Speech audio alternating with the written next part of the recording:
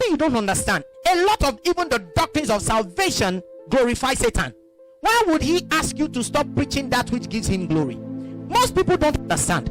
You gather 100,000 people. You are supposed to preach Christ, and you are preaching hell. How has that glorified Christ? Now I come to you and I say, I want you to be born again, and I tell you hell is real. How is that going to give me life? Hell is real. Oh, hell is real. Then there's this story that they now I don't even know whether it's a lie or it's a truth. Since I was a child, they've been saying the story. Tomorrow morning they will still say the story.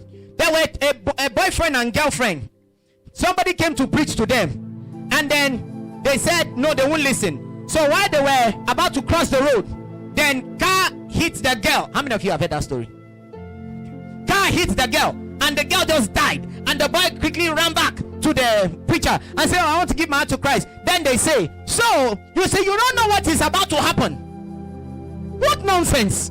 That is witchcraft. Listen, you are not better off than a Muslim that carries a knife and say, if you don't believe in Islam, we'll kill you. Because you are not only threatening the person that that the person would, evil will happen if you don't listen to me. You are threatening the person that if you don't listen to me, God will fry you. How is that good news? Hey, I didn't know you, my life was okay. Now I know you, now I'm afraid of the afterlife. How is that a good news? How would that give me life? That is why a lot of people are in church today. They are afraid of hell. Are you serious? So the reason I will not do this is because I'll go to hell, not because I love God. God is not your God. So who is glorified? You think because you gathered 3 million people, then you preach hell. Hell is real. Lazarus and the rich man. And then they begin to tell funny stories that somebody went to hell and saw them drinking maggots, and saw maggots coming out from people's body. And then there's one, they tied his hand like this, they tied his leg, and the knife was going through the belly and coming out of the belly and going through the belly. And then the person who was in the vision was looking. Then he said, go and preach, go and preach, tell them not to. Are you joking? Are you joking? That is the gospel. That is what they call good news. Hey, do you know this? There was one, Jesus. There was one audio I used to have then. It was almost 2 hours of our experience in hell. Every 5 minutes I will give my life to Christ again. When you will hear the story, my brother, you will hear the story. You will hear the story. I have heard. Listen, you will hear one. They said there's a special place for pastors. I said, thank God I won't be a pastor. Thank God I won't be a pastor. They said there's a special place for pastors. What do they? He said they will put you in a coffin, and the coffin will be like the metal coffin, and they will be burning the coffin, and knife will be going through the metal, jump, and then it will stop for a second so that your body will heal. Then it will start again. Then they will do it again. The knife will be going, then you will heal. And oh my God, my heart was here every time I listen. Hey, talk about somebody who has been dead for almost one I heard. She said she was dead. She died after Jesus died. She even saw Jesus on the cross.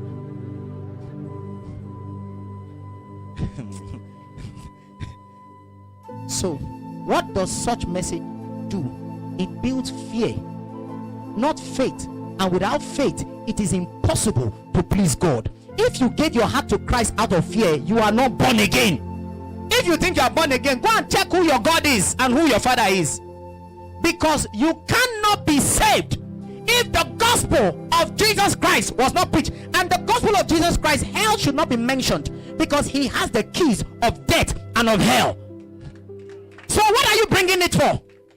Why would you even mention hell in the matter of the new creation? Why? Because you know you do not have the gospel or the message of the kingdom. All you can do is scare people and build fear.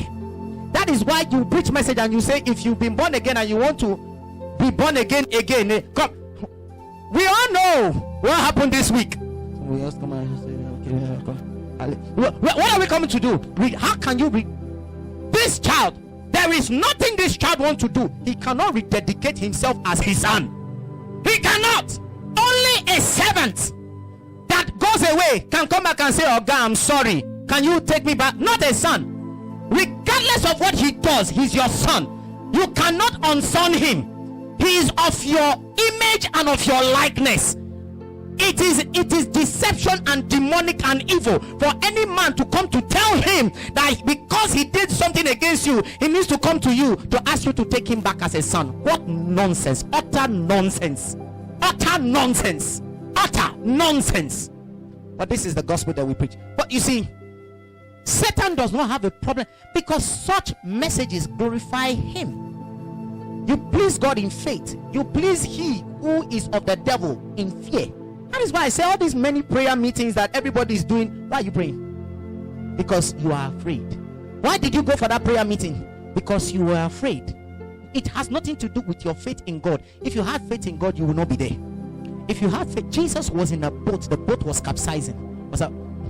Hey! The church today. Hey! Let's bear water. Hey, what was Jesus doing? He was sleeping. Hey! We did die, oh God, help us, God. Hey, are we going to meet our maker? Jesus was sleeping. Then they gathered courage. Say, before we all die. And they woke up the master. Do you know what they told him? They said, Master, are you not concerned that we are about to die? The church today. Lord, you know they see me. The church today.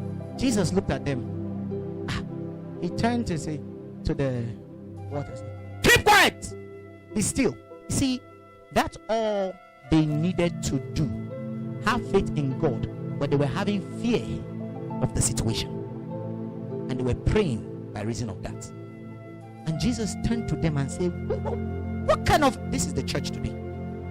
So what kind of people like, how long will I be with you? Oh, you faithless generation. You think the devil has a problem with the salvation message we preach? Because the devil knows he's invested in it. He has investment in it, and he's getting real good returns. Because most people are in church because they fear hell, not because they love God. Most people are still Christians. Listen, if the Lord should descend now and say, okay, actually I've taken away the law, no more sin, that is when you will know the true nature of men. Not the one we do in the secret. Oh, this one. There's no more sin.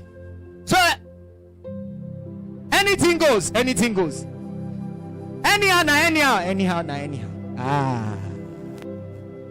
Why will I come to church? To do what? What am I doing here? When I know there is nothing to fear. The reason a lot of people are in church today is either out of blatant blind religion or fear. Most believers have no idea what faith is, because faith in reality will not make you pray certain prayers. It is fear that makes you join prayer meeting or want to pray, or because you are afraid that you fall sick. You are afraid you will not get the job. You are afraid that somebody will die in your family.